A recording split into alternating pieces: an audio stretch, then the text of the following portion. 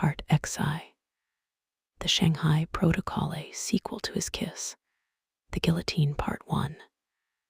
The compound, the facility, had no name on any map. It existed in the administrative gap between districts, a 50-acre compound surrounded by walls that the satellite imagery always seemed to blur. The locals called it the Wellness Center, which was the kind of benign lie that made Dr. Yuki Tanaka's stomach turn every time she heard it.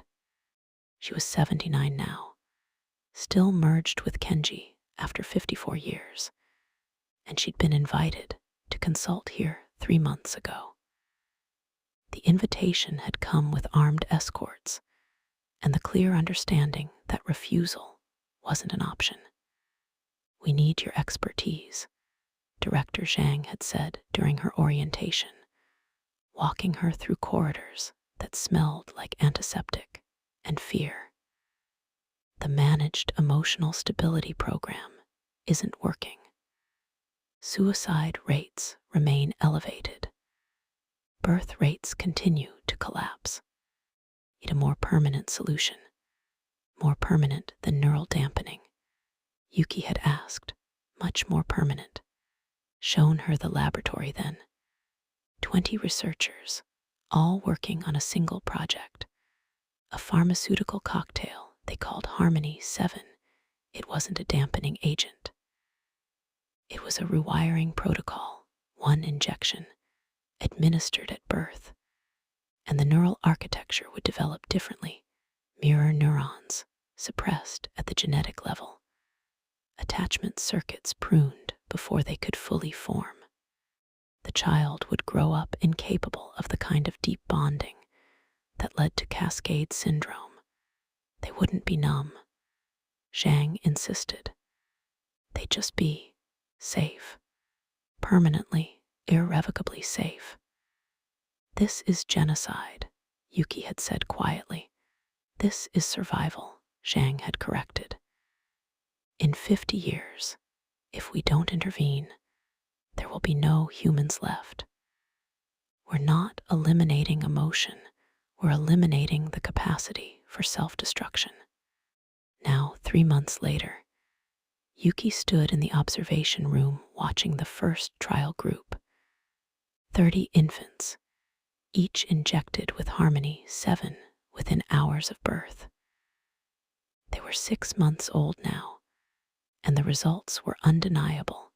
They didn't cry for their mothers, didn't reach for comfort, didn't show distress when left alone. They were perfect little ghosts, alive, but not attached to life. Beautiful, isn't it? Dr. Lin Zhao appeared beside her, not the Lin from the Compliance Bureau, but her daughter, recruited fresh from medical school into this classified program. "We're creating a generation that can't be hurt by connection because they'll never crave it. You're creating a generation that won't know what connection is," Yuki said. "Same thing," Kenji said, his voice taking over seamlessly from Yuki's, the way they'd learned to speak after 50 years of merger. "One is protection. The other is amputation. You're not making them safe. You're making them less than human." "What are you?" young Lin asked, looking at the way they moved in synchronization. "You've been merged so long you don't even remember what it's like to be individual. You're as broken as the cascade victims we're trying to prevent." Yuki and Kenji looked at her, this young woman who'd never felt deep connection, who'd been raised during the MES years, who thought consciousness was meant to be tidy and separate and safe. "We remember," they said in unison. "We remember being alone. We remember the terror of merger. We remember every single day of choosing each other over ourselves. And we choose it again, every time, even though it destroyed who you were. It didn't destroy us," Yuki said. "It transformed us. There's a difference.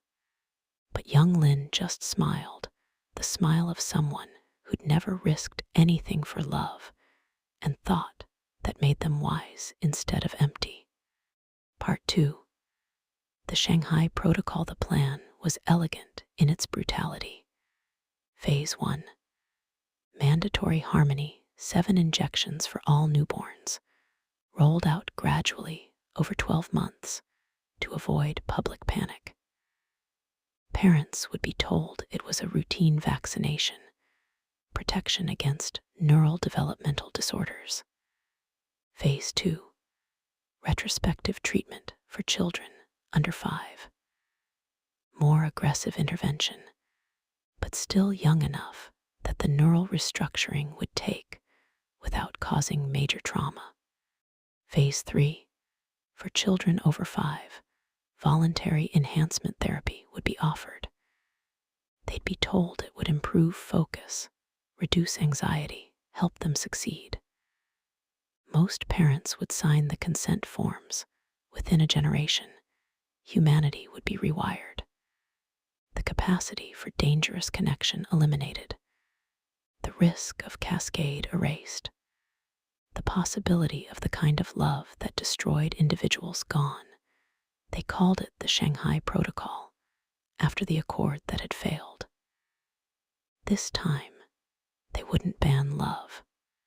They'd simply make it neurologically impossible. Rollout begins in 6 weeks, Zhang announced at the staff meeting. We'll start in New Penitence, where MES has already normalized the idea of emotional management. Then Shanghai, Nairobi, Sao Paulo. Within 2 years, global implementation. What about informed consent? Someone asked. Parents will be informed that their children are receiving preventive care. That's consent enough. The existing population, the adults who can still form attachments, they'll age out, Zhang said simply. In 50 years, they'll be dead, and their dangerous capacity for connection will die with them. The future belongs to the harmony generation. Yuki felt Kenji's horror spike through their shared consciousness. This was worse than the ministry's chips, worse than the accord's dampening. This was the permanent deletion of humanity's capacity for transcendent connection. You can't do this, she said. We already are, Zhang replied. The first batch of Harmony 7 is being manufactured now. 5 million doses, ready for distribution. Then we have 6 weeks, Kenji said. 6 weeks for what? To stop you, they said in unison. Part 3. The mutiny. The resistance started small. Dr. Marcus Okonkwo's grandson, also named Marcus, a tradition now, was a junior researcher at the facility. 28 years old, brilliant, raised on stories of his grandfather's work with the disciples. He'd been recruited to the Shanghai Protocol because of his expertise in developmental neuroscience. He'd said yes because he wanted to understand what they were planning. Now, he wanted to burn it all down. We need to document everything, he told Yuki during a clandestine meeting in the staff bathroom, the only place without audio surveillance. Every trial result, every side effect, every piece of evidence that Harmony 7 doesn't just prevent cascade, it prevents humanity. Documentation won't stop them, Yuki said. They'll bury it, classify it, make it disappear. Then we need to make it impossible to bury. Marcus pulled out a data chip. I've been copying files for 2 months. Trial results showing that Harmony infants don't just lack attachment capacity, they lack curiosity, creativity, the spark that makes consciousness worth having. Zhang knows this. He's proceeding anyway. Need more than files, Kenji said. We need witnesses. He people who will testify to what this does to children." "I know someone," said a voice from one of the stalls. They all froze. The stall door opened, revealing Dr. Alina Rodriguez, not the original Alina from the Disciples, but her niece, recruited to the project for her work on neural plasticity. "I thought you were with them," Marcus said. "I was, until I saw what harmony does to consciousness." Alina's hands shook as she showed them her own data. "I've been running unauthorized scans on the trial infants. The neural pruning isn't precise, it's indiscriminate. We're not just eliminating cascade risk. We're eliminating the capacity for abstract thought, for empathy, for anything that requires understanding another's perspective. They're creating sociopaths," Yuki whispered. "No," Alina corrected. "Sociopaths can manipulate, can understand others intellectually. These children won't even have that. They'll be perfect worker drones, compliant, focused, emotionally stable. But they won't be people." 4 of them looked at each other in the staff bathroom of a facility dedicated to permanently lobotomizing humanity's emotional capacity. "We have 6 weeks, Marcus said. 6 weeks to expose this, to mobilize opposition, to stop the rollout." "They'll kill us," Alina said flatly. "Probably," Yuki and Kenji agreed. "But we're old. We've lived full lives. These children haven't. Someone has to fight for them." Part 4. The Underground Railroad Redux, the swimming underground, had never fully disbanded after the schools closed. They'd gone deeper, quieter, but they'd kept teaching, kept preserving the protocols for emotional literacy that the MES years tried to erase. Alina Vasquez, now 38, hardened by years of watching the world choose safety over humanity, ran the largest network. When Yuki's encrypted message arrived, she read it 3 times to make sure she understood. They're not just dampening emotion anymore. They're eliminating the neural capacity for it. "We have 6 weeks. She called an emergency meeting of all the underground cells. 300 people showed up, swimmers who'd made it, floaters who'd found peace, even a few carefully managed merged pairs.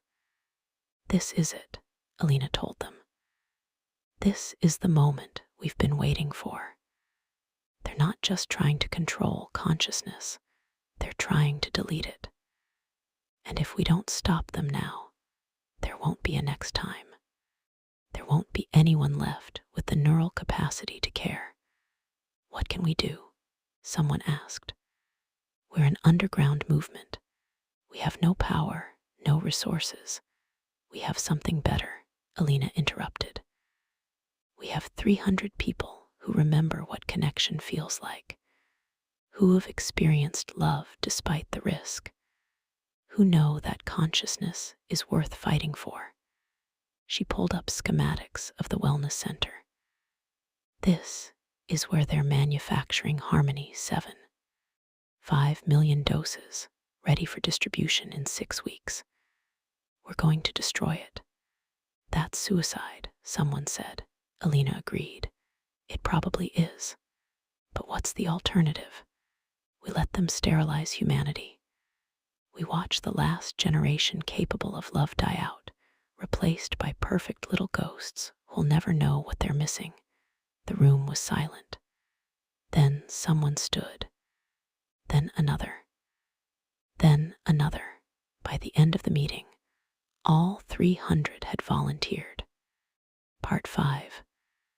The vaccine, the Shanghai protocol, leaked 3 weeks before rollout. Not through the resistance, through a nurse at the facility who'd injected her own daughter with Harmony 7 as part of the trial. She'd watched her beautiful, bright 3-year-old transform over 6 months into something else. Still alive, still functional, but empty in a way that made the mother want to die. She'd leaked everything to an underground journalist. The trial results, the side effects, the internal communications showing that Zhang and his team knew exactly what they were creating. The headline hit global networks simultaneously. Government plans mandatory injections that eliminate human capacity for love. The backlash was immediate and total. Protests erupted in every major city.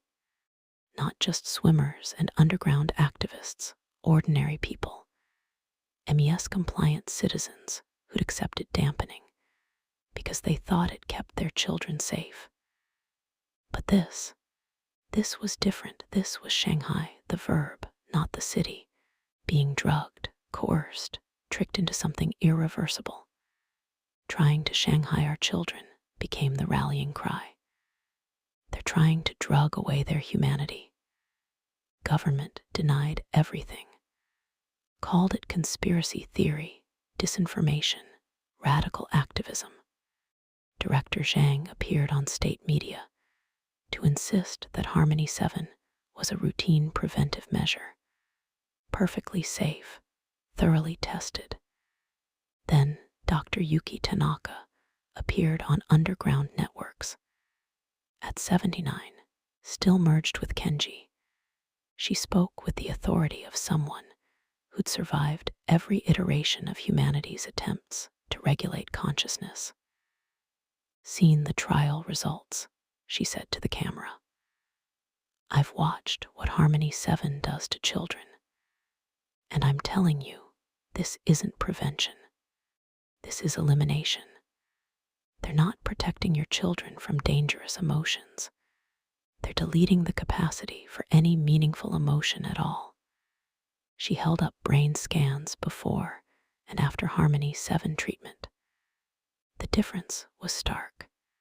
This is a human child's brain, she said, showing the before image. See these regions?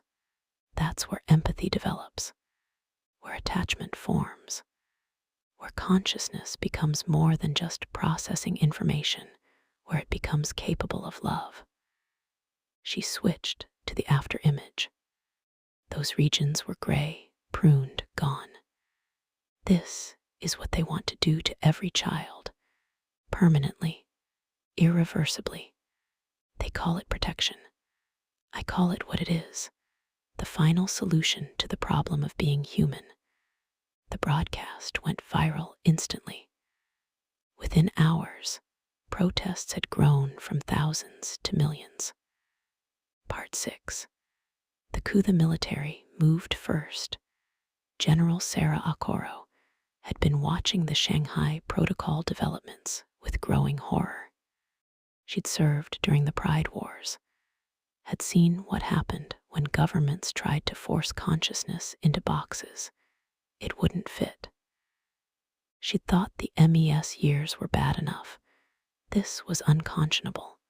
She called a meeting of the Joint Chiefs 3 days after Yuki's broadcast. 27 senior military leaders, all of them forced to confront what their government was planning. We took oaths, Akoro said, to protect humanity. And what they're planning, it's not protection. It's extinction. Just slower, cleaner, making us less until there's nothing left worth being. The order is lawful, someone argued. Zhang has authorization from the Global Health Council. Fuck lawful, Akoro interrupted. The ministry was lawful. The accord was lawful. The Pride Wars started because we kept following lawful orders that were fundamentally immoral. I'm not doing it again. What are you suggesting? A coup.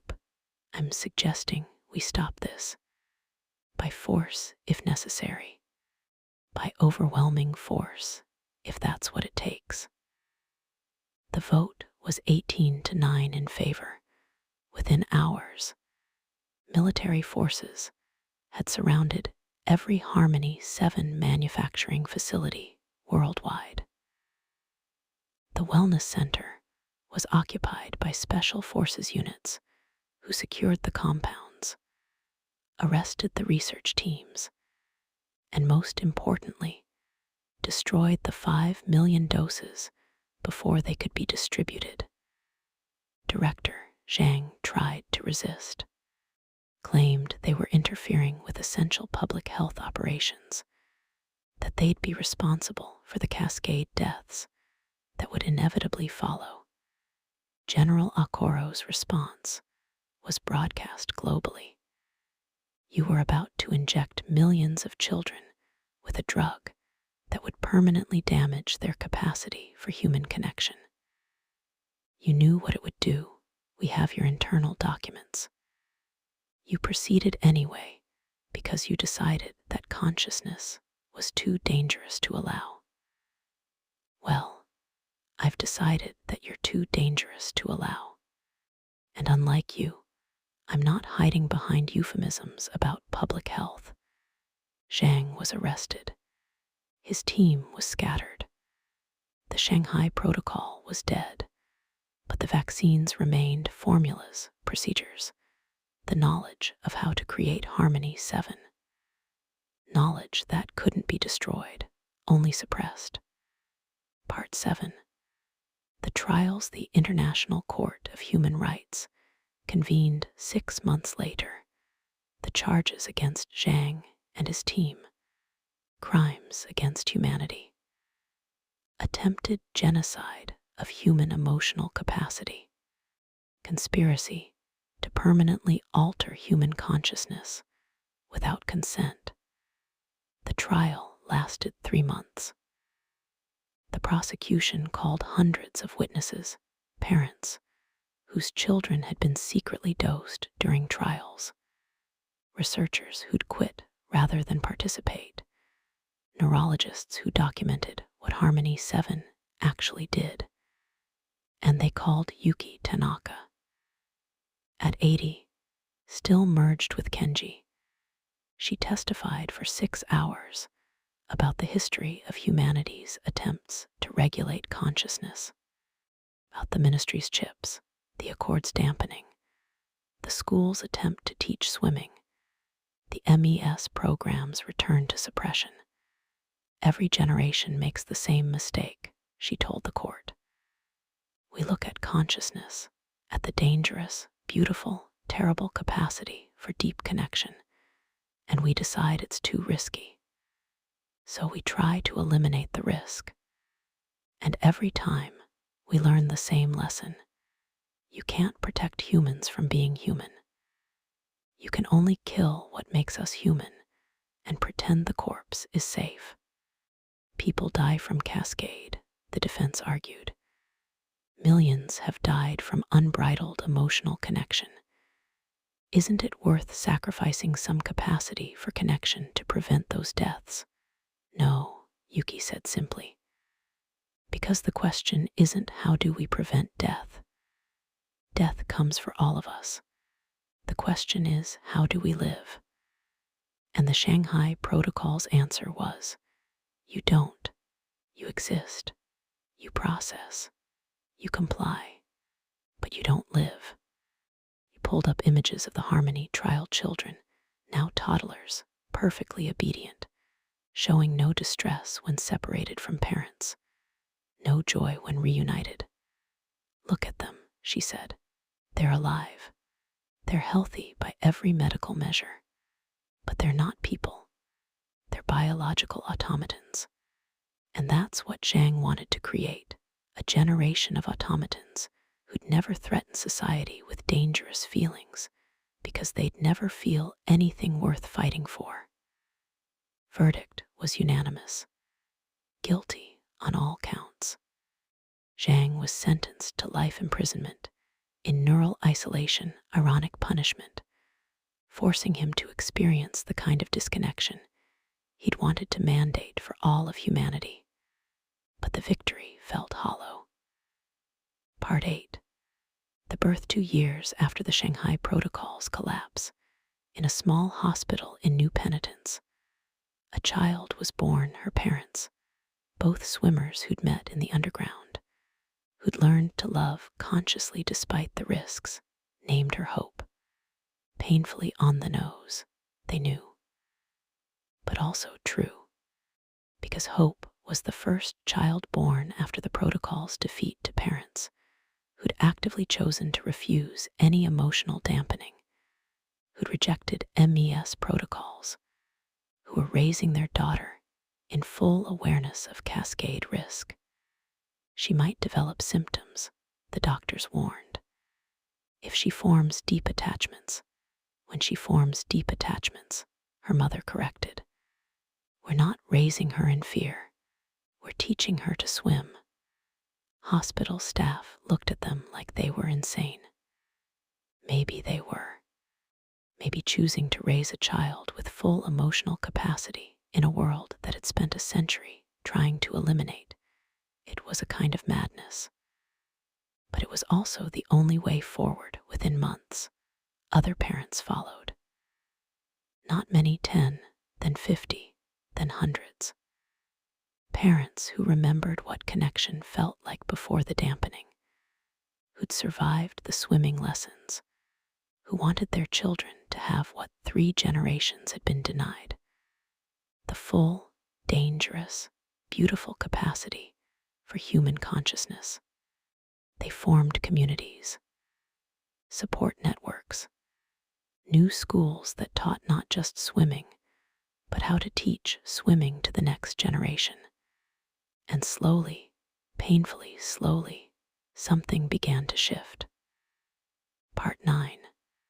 The reckoning. 5 years after the Shanghai Protocol, Dr. Chen Akefer gave what would be his final public address. He was 68 now, tired, carrying the weight of 4 generations of failed attempts to solve the consciousness problem. But he'd also watched Hope and hundreds like her grow into toddlers who cried and laughed and attached and risked and felt. We keep asking the wrong question, he told the Assembly of Global Health Ministers. We keep asking, how do we make consciousness safe? As if consciousness was ever meant to be safe. As if the point of being human was surviving rather than living. He pulled up statistics, carefully, neutrally, letting the numbers speak. Deaths from cascade syndrome. Last 5 years, 23,847 deaths from suicide void collapse under MES. Last 5 years, 847,293 children born to swimming-capable parents. Last 5 years, 12,847 projected population if Shanghai Protocol had succeeded. Declining to extinction within 3 generations. The math is simple, Chen said. Cascade kills some people, but suppressing the capacity for connection kills more. And eliminating that capacity entirely would have killed everyone, just slowly, cleanly, over generations. Zhang wanted to call it protection.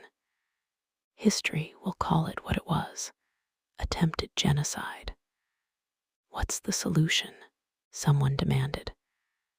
We just accept cascade. Accept that people will die from loving too deeply. We accept that consciousness is risky, Chen said. We teach people to navigate that risk as skillfully as possible. We provide support for those who struggle. We offer mercy for those who can't survive it. But we stop trying to eliminate the risk entirely, because eliminating the risk means eliminating what makes us human. Hope's generation. Another minister asked, what happens when they're old enough to form attachments? When they start experiencing cascade symptoms? Then we'll be there, Chen said simply. With better tools than we had, with more knowledge, with the humility to acknowledge that we can't make it perfectly safe, only survivable for most people, most of the time. That's not a solution, someone said. That's just trying, Chen agreed. That's exactly what it is. And the trying, the eternal work of teaching each generation how to love dangerously and survive it, that's the only solution there's ever been. Everything else was just different ways of giving up. Part 10. The gallows, the old gallows in New Penitence, had stood for a century, built during the ministry years, for executing emotional criminals, expanded during the Accord for those who refused dampening, abandoned after the Pride Wars, because by then everyone was just dying anyway. They'd never torn it down. It stood in what was now called Liberation Square, a reminder of every failed attempt to regulate consciousness through force. On the 10th anniversary of the Shanghai Protocol's defeat, they held a ceremony there, not a celebration. Too many people had died for celebration. A reckoning, an acknowledgement of every mistake, every miscalculation, every time humanity had tried to save itself by destroying itself. The speakers included survivors from every era. Kale had died 2 years prior, at 96, but they read his final testimony. I killed 13 people with mercy kisses because the ministry made mercy illegal. I never regretted it. What I regret is that we needed the severance at all, that we created a world where the kindest thing I could do was help people die whole. Don't create another world like that. Whatever it costs to teach people to live, pay it. Marcus Okonkwo testified via hologram, his granddaughter holding the recorder. I've spent 60 years teaching people to swim. Some drowned. Many made it. All of them tried. That trying, that willingness to risk consciousness for connection, that's what makes us human. The moment we stop trying is the moment we deserve to go extinct. Yuki and Kenji, now 85, frailer, but still merged, spoke in their characteristic harmony. We've been one consciousness in 2 bodies for 59 years. Are we still individuals? We don't know, we don't care. Because what we are, what we've become, is more interesting than what we lost. That's the lesson. Not that merger is good or bad, but that transformation is the price of deep connection. And it's worth paying. Elena Vasquez, 43, scarred from the coup, carrying the weight of 300 underground fighters who died stopping the Shanghai Protocol, spoke last. We won, she said. Zhang's in prison. The protocol's destroyed. Hope's generation is growing up with full emotional capacity. But we didn't win because we were right. We won because enough people were willing to die fighting. 300 swimmers gave their lives raiding those manufacturing facilities. The mass graves got bigger before they got smaller. She looked at the gallows, cold iron catching sunset light. These should terrify us, she said, not because of who was executed here, but because of what they represent. Humanity's endless attempts to solve the consciousness problem through elimination. The ministry eliminated feeling. The Accord eliminated connection. The Shanghai Protocol wanted to eliminate the capacity for both. Each time, we thought we'd finally found the answer. Each time, the answer was wrong, because there is no answer. There's only the question.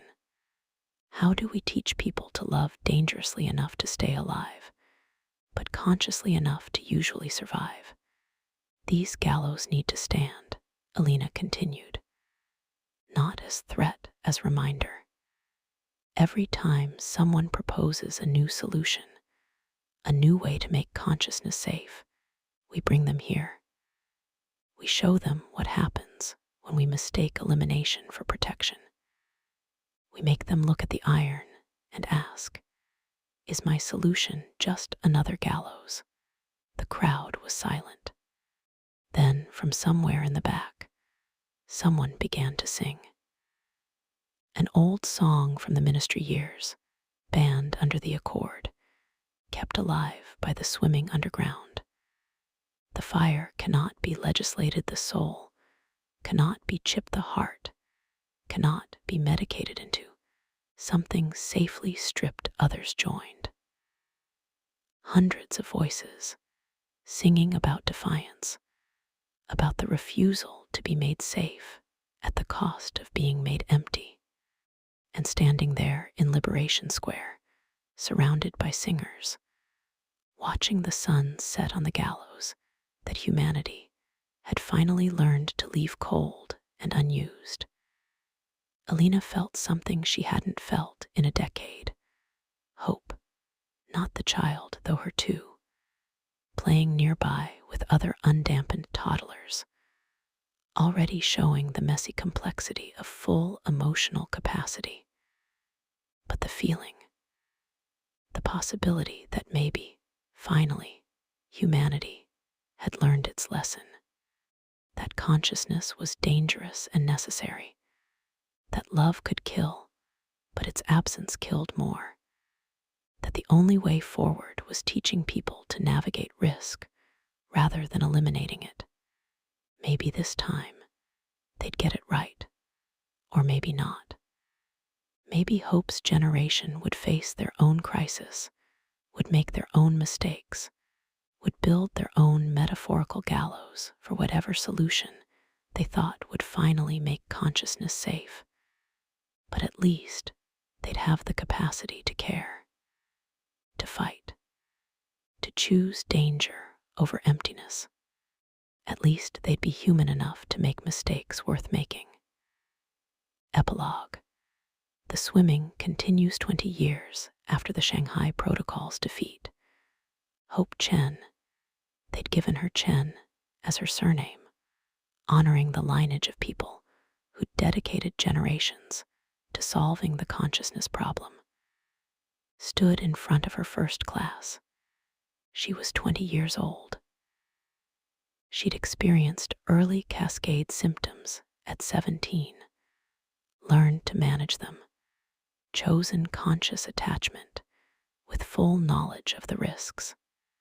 She was a swimmer, not a perfect one, but a surviving one. Now she was teaching others. Consciousness is dangerous, she told the classroom of teenagers, the first full generation born after the protocol's fall. You all know this. You've grown up hearing stories about Cascade, about the Pride Wars, about the Shanghai Protocol that tried to eliminate the risk by eliminating you.